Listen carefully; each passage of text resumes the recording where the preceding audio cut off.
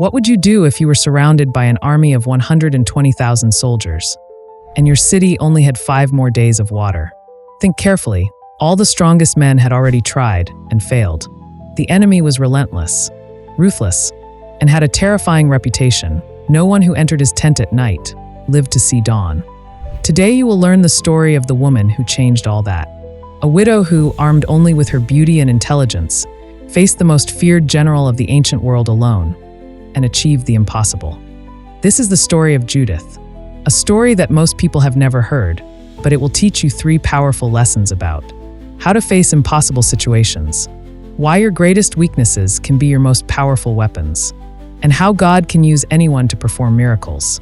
But before revealing how this extraordinary woman managed to defeat one of the greatest armies in history, you need to understand the desperate scenario she faced. What happened that night would forever change the destiny of an entire nation. Before we dive into the full story, I need to warn you. What you are about to discover in the next few minutes will completely change your view on courage and faith. Soon, you will understand how a single woman deceived over 100,000 soldiers, made the most feared general of the ancient world lower his guard, and executed the boldest plan in the history of Israel. And if you think you already know this story, prepare yourself. Most people are unaware of the most surprising details we have uncovered through historical documents and recent archaeological evidence. Stay until the end, because I will reveal the exact moment when everything changed. And most importantly, how you can apply the same strategies of this extraordinary woman to win your own impossible battles. Have you ever felt completely cornered? That feeling that no matter where you look, all exits seem blocked?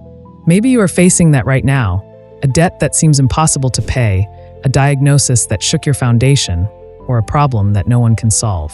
That's exactly how the people of Bethulia felt when they saw that gigantic army camped around their city. The situation was so desperate that the leaders had already decided to surrender in 5 days. After all, what else could they do? Their best warriors were no match for that army. Their resources were running out, and the enemy had a cruel strategy. They didn't need to fight, they just needed to wait for thirst to do its work. But you know what's most interesting? It was precisely when all the experts had already given up, when all the strong men had failed, that the most unexpected solution emerged. And it came from someone no one expected. Just like you today, Judith faced a problem that seemed too big to solve. But she discovered something that will transform your way of seeing obstacles. Sometimes your greatest weakness can become your most powerful weapon. And that's exactly what you're about to discover now. To understand the brilliance of Judith's plan, we first need to know her adversary. Holofernes was no ordinary general. He was the right hand of King Nebuchadnezzar, supreme commander of the Assyrian army, the most powerful empire of that time. His reputation was built not only on military victories, but on calculated cruelty that chilled the blood of his enemies. His method was simple and devastating. He would reach a city, cut off its water supply, and wait. Meanwhile, every night, he would invite an important person from the region to negotiations in his tent. The pattern was always the same. No guests survived until dawn. Some were tortured for information, others simply eliminated to spread terror. The city of Bethulia was especially important, a natural fortress guarding the way to Jerusalem. If it fell, all of Israel would be vulnerable. Holofernes knew this and positioned 120,000 men around it, blocking all water sources. In a few days, the situation became unbearable. The cisterns were almost empty. Children were collapsing from thirst in the streets. Animals were dying. The desperation was so great that the people began to pressure their leaders to surrender. Better to be slaves alive than dead free, they said. The elders agreed to wait only 5 more days for a miracle before surrendering. It was at this moment that Judith stepped in. A widow for 3 years, she had become a respected figure in the city. Not because of her social status or wealth, but for her extraordinary wisdom and devotion. She lived a life of prayer and fasting, and even though she was young and beautiful, she had never remarried after her husband's death. When she learned of the elders' decision, Judith did something surprising. She called them to a meeting. Her speech was incisive. Who are you to test God? To set a deadline for the Lord to act? This is not a plea that attracts mercy. It is an ultimatum that provokes anger. But she didn't stop at criticism. She announced that she had a plan, though she refused to reveal it. She only asked that they leave the gates open for her that night and pray for her success. The elders, impressed by her conviction, agreed. What happened next demonstrated a brilliant strategy. Judith, who for years had worn mourning clothes, transformed completely. She bathed in perfumed oils, dressed in her best clothes, adorned herself with jewelry. But this wasn't vanity, it was military tactics. She knew that her beauty, which she had kept hidden for years as a devout widow, would now be her most powerful weapon. She was aware of Holofernes' reputation with women and planned to use it against him. It was an extremely risky plan. If it failed, she would not only die but could also precipitate the destruction of her city. With only a trusted maid, Judith left Bethulia at night. When intercepted by the Assyrian guards, she presented herself as a deserter with valuable information for Holofernes. Her extraordinary beauty and eloquent manner of speaking caused her to be immediately taken to the main camp. Here is the genius of her plan. She didn't lie. Every word she said to Holofernes was technically true, but presented in a way to be interpreted exactly as she wanted. She said that her people were desperate, that defeat was imminent. All true. She said that God had sent her to help him. Also true, though not in the way he interpreted. In an extraordinary demonstration of psychological intelligence, Judith did something unexpected.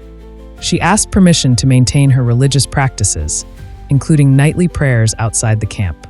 This not only preserved her reputation as a devout woman, but established a pattern of movement that would be crucial for her plan. Holofernes, completely enchanted by her beauty and apparent cooperation, agreed to everything. He didn't realize that every element of her behavior, her religious devotion, her carefully presented beauty, her apparent submission, was part of a meticulously planned strategy. For 3 days, Judith built his trust. She prayed regularly, ate only her own food, maintaining ritual purity, and gradually became an accepted presence in the camp. Holofernes, increasingly fascinated, was just waiting for the right moment to make her another one of his nightly victims. Little did he know that Judith was executing one of the boldest plans in military history, and that her supposed feminine fragility was, in fact, the weapon that would change the destiny of an entire nation. Let's take a quick pause here to absorb what we've just discovered. A widow, using only her intelligence and apparent fragility, managed to infiltrate the camp of the most powerful army in the ancient world. But the most impressive part is yet to come. In the next few minutes, you will discover how Judith turned a banquet into a deadly trap, and how her brilliant strategy changed not only the destiny of her city, but of an entire nation. If you're enjoying this surprising story, don't miss what comes next.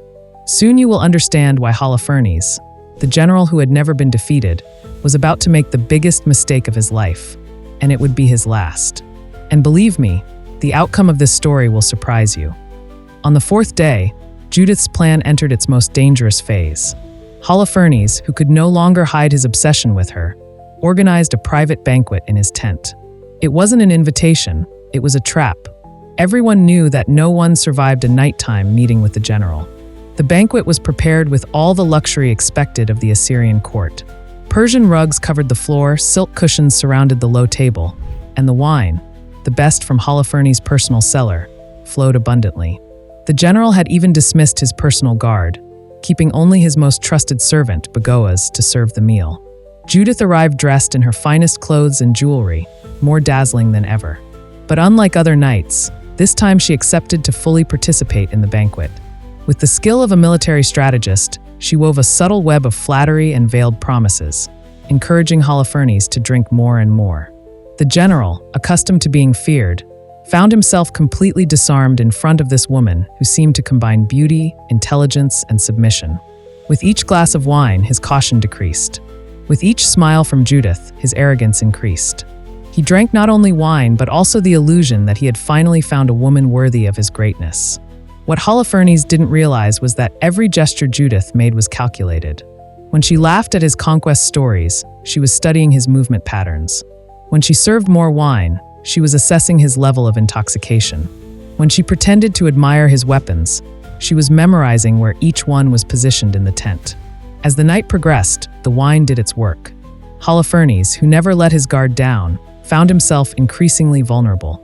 His servant Boaz, noticing the intimate atmosphere forming, discreetly withdrew from the tent, leaving the two alone, exactly as Judith had planned. The general, now completely drunk, staggered to his bed and collapsed onto it. His last conscious thoughts must have been of triumph, imagining that once again he had subdued someone through his famous nightly hospitality.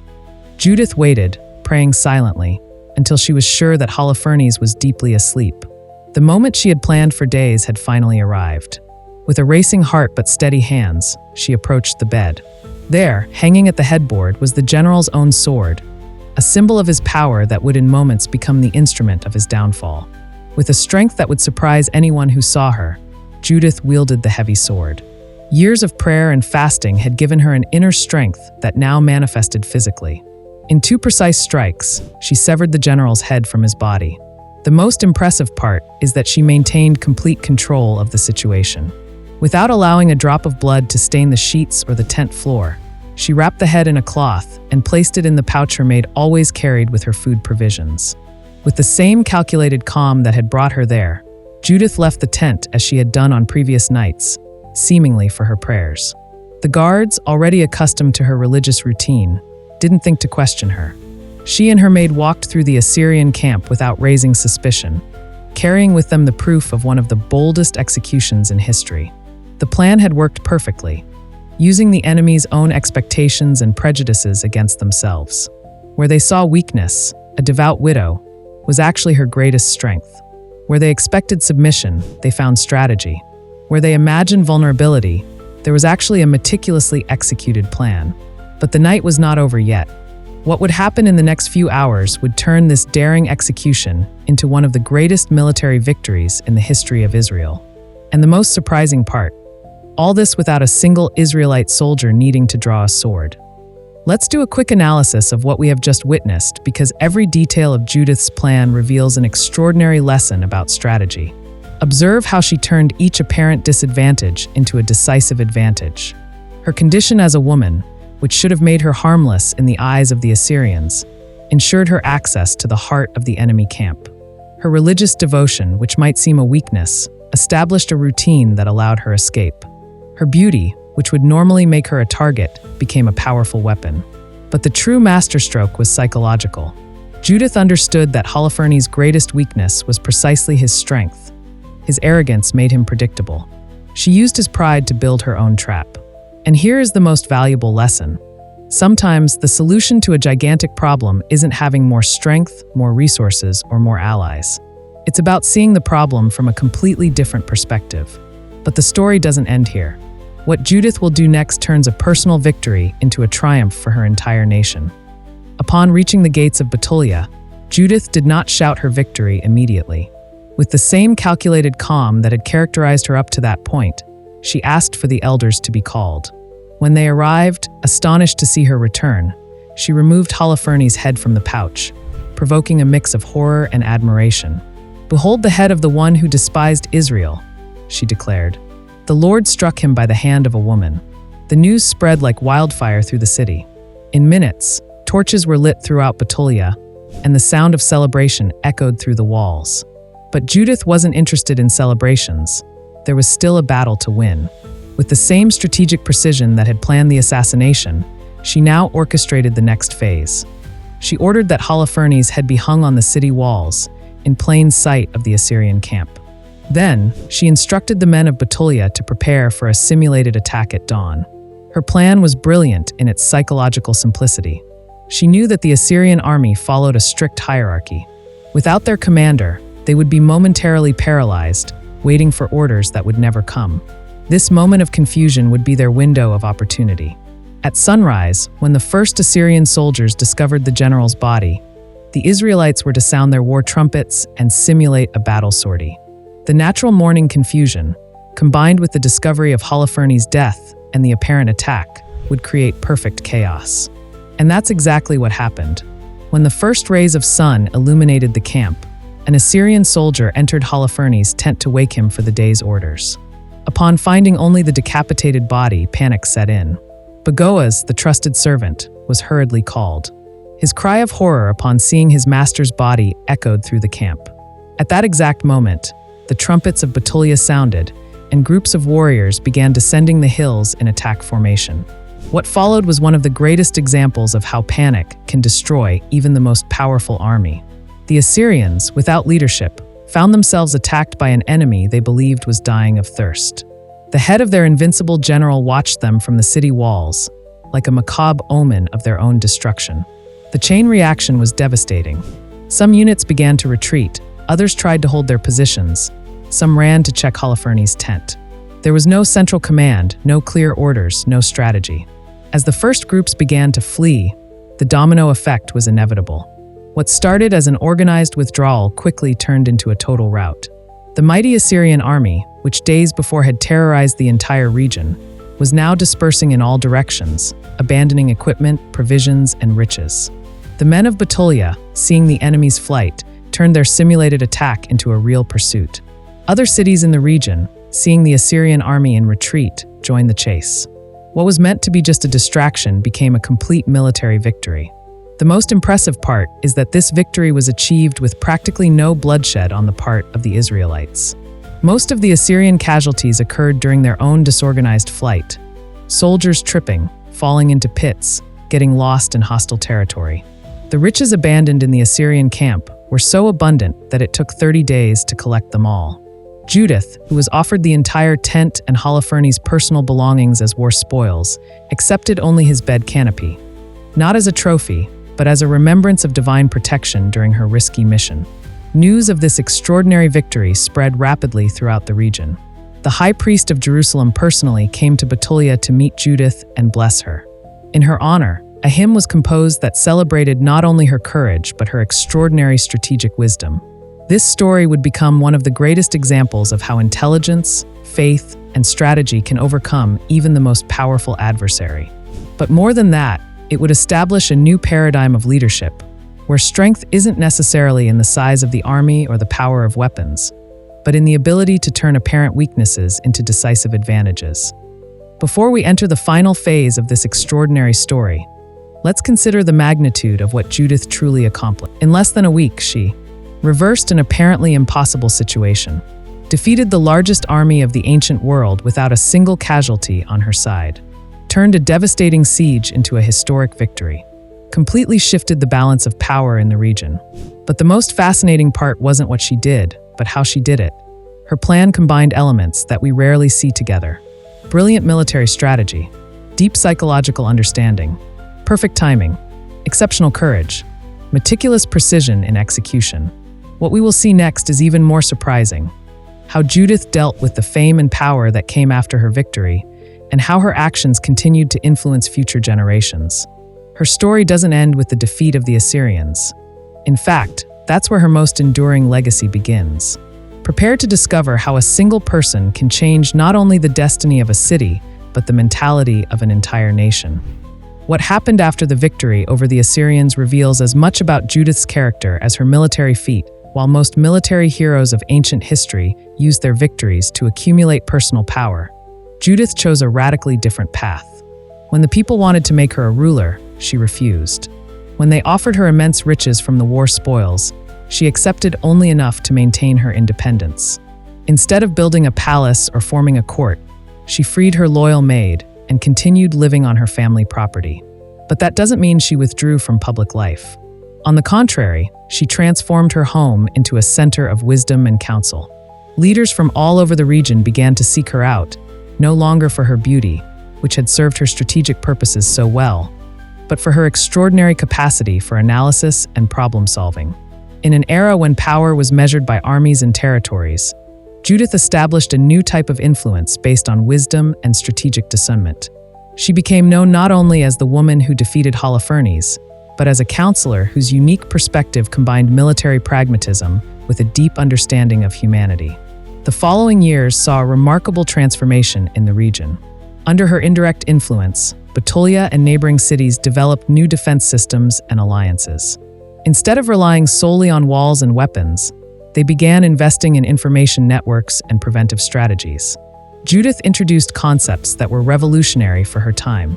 She emphasized that a city's true strength wasn't just in its physical defenses, but in the unity and resilience of its people. She taught that information and correct timing could be more powerful than large armies. Her lessons on strategy went far beyond the military field. She showed how the same principles she had used against the Assyrians could be applied in commercial negotiations, internal conflict resolution, and even personal matters. The importance of deeply understanding the opponent. How to turn apparent weaknesses into strengths. The power of timing and strategic patience. The art of using others' expectations to your advantage. The strength of maintaining calm in extreme situations. Her influence extended far beyond the walls of Bethulia. Young women from all over the region began to seek her out, seeing in her a completely new model of female leadership. She taught them that strength didn't have to mean violence, that intelligence could overcome brute force, and that apparent fragility could hide great power. The ensuing years of peace were marked by unprecedented prosperity. Without the constant threat of invasions, cities could develop commerce, culture, and education. And throughout this process, Judith's subtle but profound influence could be felt. She lived to an old age, respected and consulted until her last days. When she died at 105 years old, mourning was declared throughout the region. But her true legacy wasn't in her longevity, but in the lasting transformation she caused in her people's mindset. Judith's story became more than a narrative of military victory. It turned into a manual of strategy, leadership, and wisdom that would remain relevant for millennia. Her unique approach to power and influence offered lessons that transcended her time and culture. And perhaps her greatest victory was exactly this, showing that true strength isn't necessarily where people expect to find it, and that the greatest transformations often begin with a single person who dares to think differently. How can we apply Judith's extraordinary lessons in our contemporary context? Let's explore some practical applications of her strategic wisdom. 1. Transforming limitations into advantages. In the corporate environment, use your specific niche knowledge as a competitive advantage. A small company can be more agile and adaptable than large corporations. In personal life, turn your unique characteristics, even those that seem like limitations, into differentiators. Introversion can mean a greater capacity for analysis. Sensitivity can translate into better emotional intelligence. 2. The power of patient analysis. In negotiations, take time to truly understand the motivations and weaknesses of the other party. Just as Judith studied Holofernes, carefully study your partners or competitors.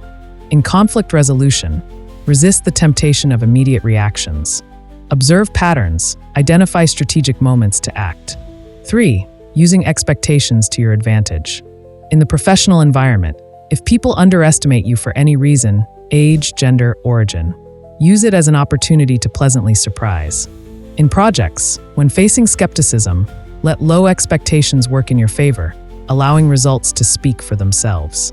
4. Strategy over brute force. In marketing, instead of competing with large advertising budgets, develop creative and targeted strategies. In leadership, build influence through wisdom and relationships, not through imposed authority. 5. The importance of timing. In investments, like Judith chose the perfect moment to act, learn to identify the best market opportunities. In career changes, carefully plan your transitions, waiting for the ideal moment for important moves.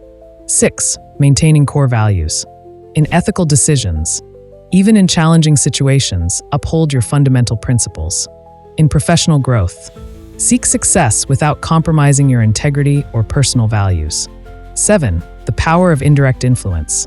In management, like Judith after her victory, lead through example and mentorship, not just authority. In networking, build a reputation as someone who adds value and wisdom, not just connections. 8. Meticulous preparation. In presentations, like Judith planned every detail, prepare exhaustively for important moments. In entrepreneurship, conduct detailed market research and plan contingencies before major launches. The key to applying these lessons lies in adapting Judith's strategic wisdom to our current context.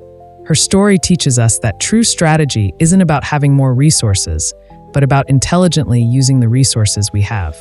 In a world that often values quick action and brute force, Judith's lessons on strategic patience, careful analysis, and precise timing are more relevant than ever.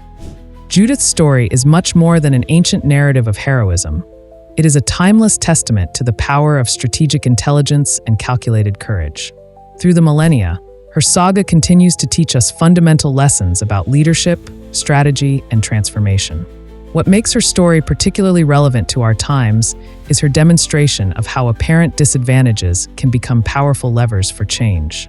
In an era where we often feel powerless in the face of seemingly insurmountable challenges, whether corporate, social, or personal, Judith shows us a different path. Her actions teach us that 1. True strength is rarely where we expect to find it. It's not external resources that determine our capacity to affect change, but our ability to think strategically and act with precision. 2. Transformation begins with perspective. Before changing a situation, we need to change how we see it. Judith saw opportunities where others saw only despair. 3. Power is not synonymous with brute force. In an increasingly complex world, the ability to understand contexts and motivations often surpasses material resources. 4. Timing is as important as strategy.